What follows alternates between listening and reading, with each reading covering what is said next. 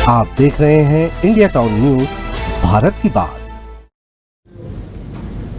नमस्कार, आप देख रहे हैं इंडिया टाउन न्यूज और मैं हूं आपके साथ सुधीर मिश्रा।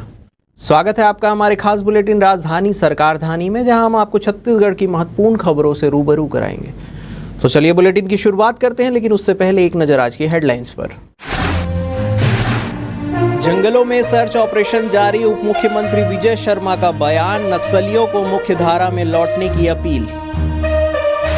हेमचंद यादव यूनिवर्सिटी का वेबसाइट हैक, पाकिस्तानी हैकर्स ने होम पेज पर लिखी ऐसी बातें, सर्वर को तुरंत किया गया डाउन। धमतरी जिले में फिर टूटा संपर्क, मेघा पुल के बाद अप्रोच रोड भी बहा, 60 गांवों की टूटी कनेक्टिविटी, बरसात बनी ग्रामीणों की मुसीबत।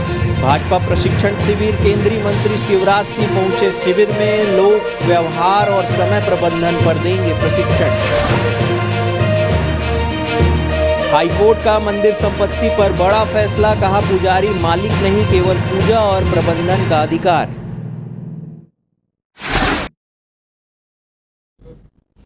अब खबरें विस्तार से।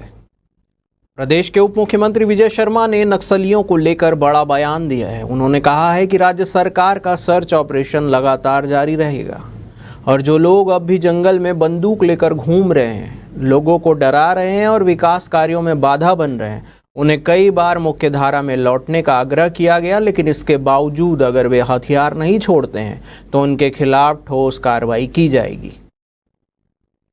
उप मुख्यमंत्री ने यह भी जानकारी दी कि बीते दिनों बीजापुर के अभयारण्य क्षेत्र में चलाए गए सर्च ऑपरेशन के दौरान एक वर्दीधारी नक्सली मारा गया। यह ऑपरेशन सुरक्षा बलों द्वारा गुप्त सूचना के आधार पर चलाया गया था।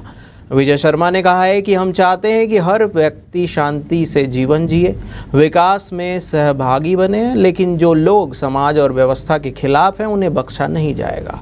सरकार की प्राथमिकता है कि आदिवासी इलाकों में शांति और विकास का वातावरण बने।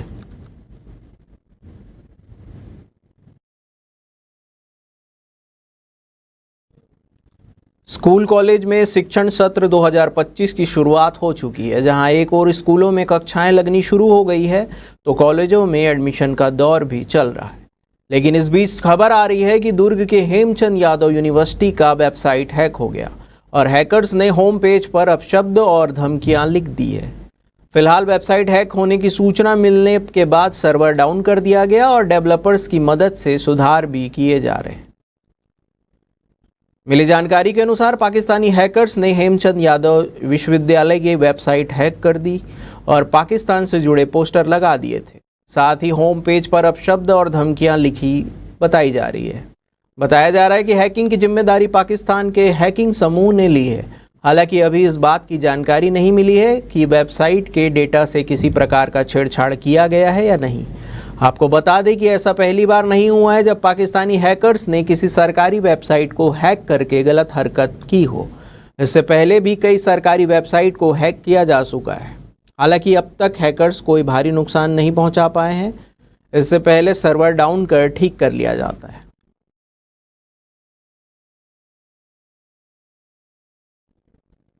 धमतरी जिले में आवागमन की बड़ी समस्या फिर सामने आ गई है। कुरुद और मगरलोड के लगभग 60 गांवों को जिला मुख्यालय और राजिम से जोड़ने वाली सड़क पर स्थित मेघा पुल करीब 1 साल बाद पहले टूट गया था। तब से अस्थायी रूप से पुल के नीचे एक अप्रोच रोड बनाकर यातायात चालू रखा गया था, लेकिन बीते 4 दिनों से लगातार हो रही बारिश से वह अप्रोच रोड भी बह गया है। अब जिले में एक बड़े हिस्से की जिला मुख्यालय धमतरी और कुरुद से सीधी सड़क संपर्क पूरी तरह से टूट गई है। इसका असर न केवल आम लोगों की आवाजाही पर पड़ा है, बल्कि व्यापार, स्वास्थ्य, शिक्षा और प्रशासनिक कार्य भी प्रभावित हो रहे हैं। स्थानीय लोगों को अब कई किलोमीटर लंबा वैकल्पिक रास्ता अपनाना पड़ रहा है। हालांकि मेघा में महानदी पर नए पुल का निर्माण कार्य जारी है, लेकिन इससे पूरा होने में अभी लंबा वक्त लग सकता है। ऐसे में आने जाने वाले दिनों में समस्या और गंभीर हो सकती है। धमतरी कलेक्टर ने लोगों से अपील की है कि वे अपनी सुरक्षा को प्राथमिकता दें और दूसरे वैकल्पिक रास्तों का ही प्रयोग करें। उसको बंद कर, उसको ऑलरेडी मेघा पुल जो है 1 साल पहले ही हो चुका है और उसका न्यू वहां पे एक ब्रिज बनाया जा रहा है। उस मेघा से यहाँ पे जो स्पेशली आने के लिए और अल्टरनेटिव रूट्स वगैरह भी हैं, उसको अभी हम लोगों ने प्रतिबंध करके रखा है। तो हम सभी लोगों से अनुरोध करेंगे उस रूट में कोई गाड़ी वाड़ी ना चलाएं, स्पेशली जो टेम्पररी व्यवस्था रखी थी वो ये हो चुके हैं, तो यहाँ पे कोई गाड़ी वगैरह व्हीकल वगैरह ना चलाएं। वहां पे आज जस्ट पास में ही नारी ब्रिज है, और ऑल्टरनेटिव रूट्स है, धमतरी आने के लिए बहुत सारे रूट्स हैं, आ सकते हैं, छोटी होते हुए ये वगैरह होते हुए आ सकते हैं, तो वहां से आए। और कल वो उसको बंद किया गया है। भाजपा प्रशिक्षण शिविर में शामिल होने केंद्रीय कृषि मंत्री शिवराज सिंह और राष्ट्रीय महामंत्री विनोद तावड़े मैनपाट पहुंचे। केंद्रीय मंत्री चौहान जहां लोक व्यवहार और समय प्रबंध पर, तो वहीं विनोद तावड़े सोशल मीडिया और मीडिया पर सांसद और विधायकों को प्रशिक्षण देंगे। शिविर में शामिल होने के लिए केंद्रीय मंत्री शिवराज सिंह चौहान के अंबिकापुर स्थित मां महामाया एयरपोर्ट पहुंचने पर उप मुख्यमंत्री विजय शर्मा ने गर्मजोशी से स्वागत किया। अंबिकापुर से सड़क के जरिए मैनपाट स्थित शिविर स्थल पहुंचने पर केंद्रीय मंत्री शिवराज सिंह चौहान के साथ राष्ट्रीय महामंत्री विनोद तावड़े का भाजपा प्रदेश अध्यक्ष किरण सिंहदेव सहित अन्य भाजपा पदाधिकारियों, सांसदों, विधायकों ने स्वागत किया।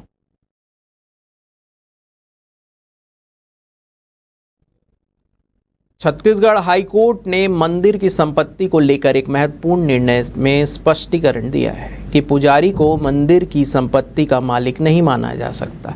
कोर्ट ने कहा है कि पुजारी केवल देवता की पूजा करने और मंदिर का सीमित प्रबंधन करने के लिए नियुक्त एक प्रतिनिधि होता है, ना कि स्वामी। आपको बता दें कि यह फैसला जस्टिस विभू दत्ता गुरु की एकल पीठ ने उस याचिका पर सुनाया जो धमतरी जिले के विंध्यवासिनी मां मंदिर के पुजारी ने दायर की थी। शर्मा ने राजस्व मंडल बिलासपुर के 3 अक्टूबर 2015 के आदेश को हाईकोर्ट में चुनौती दी थी, जिसमें उसकी पुनरीक्षण याचिका खारिज कर दी गई। न्यायालय ने यह भी स्पष्ट किया है कि पुजारी एक धारक होता है जो मंदिर की पूजा संबंधी गतिविधियों के लिए नियुक्त होता है। अगर वह अपने कर्तव्यों का पालन नहीं करता है तो यह अधिकार वापस भी लिया जा सकता है। इसलिए पुजारी को मंदिर की भूमि या संपत्ति का मालिक नहीं माना जा सकता।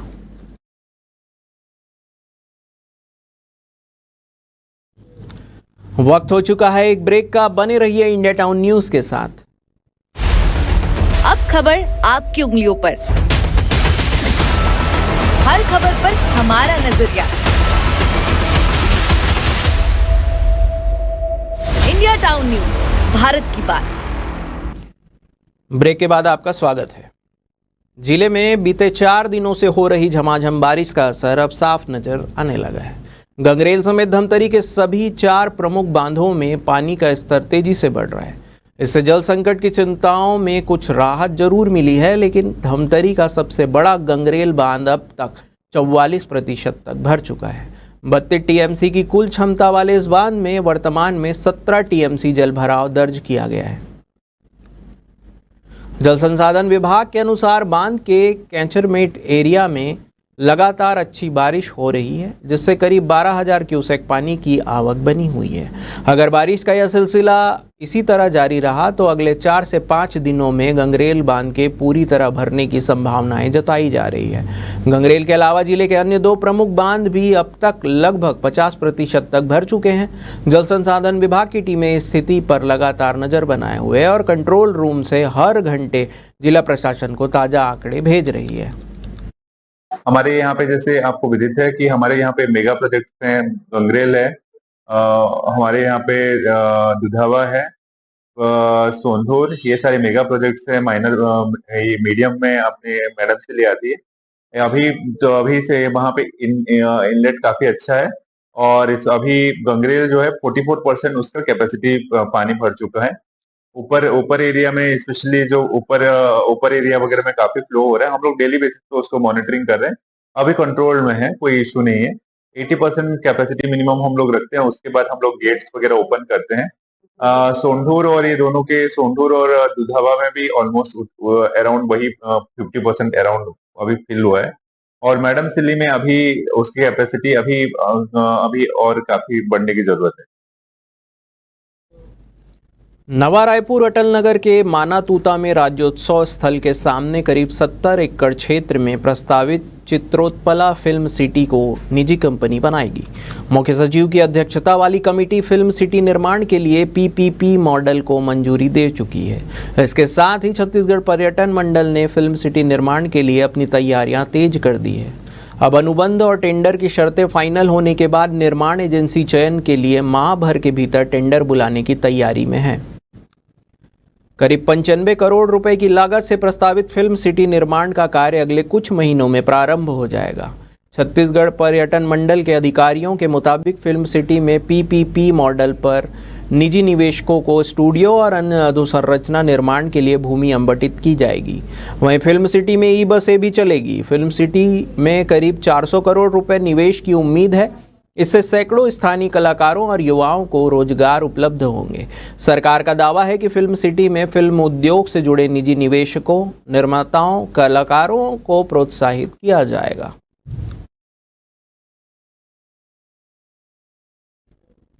युक्तियुक्तकरण के अंतर्गत जारी आदेश का पालन नहीं करने वाले शिक्षकों पर कार्रवाई होगी। इसके लिए लोक शिक्षण संचालनालय छत्तीसगढ़ ने आदेश जारी किया है। सभी जिला शिक्षा अधिकारी, सभी संभाग संयुक्त संचालक और सभी प्राचार्यों को आदेश की प्रतिलिपि भेजी गई है। आदेश में कहा गया है कि अतिशेष शिक्षकों का विभिन्न स्कूलों में पदस्थापना किया गया है। कार्यभार ग्रहण नहीं करने वाले शिक्षकों का आगामी आदेश तक वेतन आहरण रोका जाएगा। साथ ही अनुशासनात्मक कार्रवाई करने के निर्देश भी दिए हैं। हालांकि कोर्ट से राहत लेने वाले शिक्षकों पर यह आदेश लागू नहीं होगा।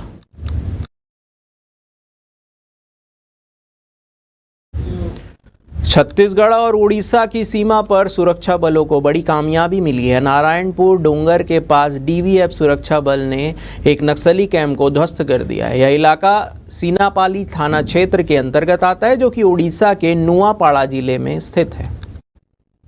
कार्रवाई के दौरान नक्सलियों के ठिकाने से बड़ी मात्रा में दैनिक उपयोग की सामग्री बरामद की गई है। इसके अलावा सुरक्षा बलों ने मौके से आईईडी और डेटोनेटर सहित अन्य संदिग्ध सामग्रियां भी जब्त की है।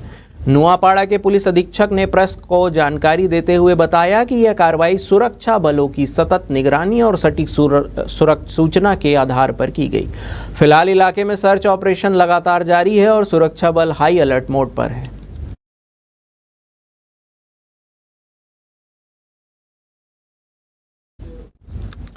अंबिकापुर जिले के मैनपाट में छत्तीसगढ़ भाजपा का 3 दिवसीय प्रशिक्षण शिविर जारी है। शिविर का उद्घाटन भाजपा के राष्ट्रीय अध्यक्ष जेपी नड्डा ने किया। इसी कड़ी में आज प्रशिक्षण शिविर के दूसरे दिन मध्य प्रदेश के पूर्व सीएम और केंद्रीय मंत्री शिवराज सिंह चौहान मैनपाट पहुंचे हैं। वहीं इस कार्यक्रम का समापन केंद्रीय गृह मंत्री अमित शाह की मौजूदगी में होना था, पर गृह मंत्री अमित शाह के दौरे से जुड़ी एक बड़ी खबर सामने आई है। दरअसल केंद्रीय गृह मंत्री अमित शाह का मैनपाट दौरा रद्द हो गया। केंद्रीय गृह मंत्री अमित शाह छत्तीसगढ़ भाजपा के प्रशिक्षण शिविर में समापन में शामिल होने वाले थे। प्रदेश भाजपा के नेताओं और कार्यकर्ताओं में उत्साह था और इसके साथ उनके दौरे को लेकर तैयारियां भी पूरी कर ली गई थी। पर अब खबर आई है कि केंद्रीय गृह मंत्री अमित शाह का मैनपाट दौरा रद्द हो चुका है।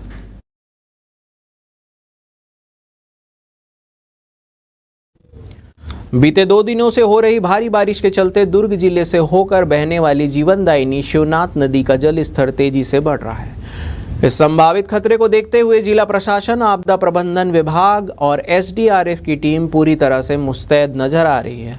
प्रशासन द्वारा नदी के तट के किनारे बसे गांवों की लगातार निगरानी भी की जा रही है। वहीं एसडीआरएफ की टीम ने भी अपनी तैयारी पूर्ण कर ली है। तटवर्ती इलाकों में मुनादी कराकर लोगों को नदी और नालों से दूर रहने की हिदायत दी जा रही है। इसके साथ ही आपातकालीन स्थिति से निपटने के लिए प्रशासन ने विशेष हेल्पलाइन नंबर भी जारी किए हैं और 50 से अधिक एसडीआरएफ के जवान लगातार स्थिति पर नजर बनाए हुए हैं। हालांकि शिवनाथ नदी का बढ़ता जल स्तर चिंता का विषय जरूर है, लेकिन प्रशासन की तत्परता से उम्मीद की जा रही है कि किसी भी आपदा से प्रभावी ढंग से निपटा जा सके।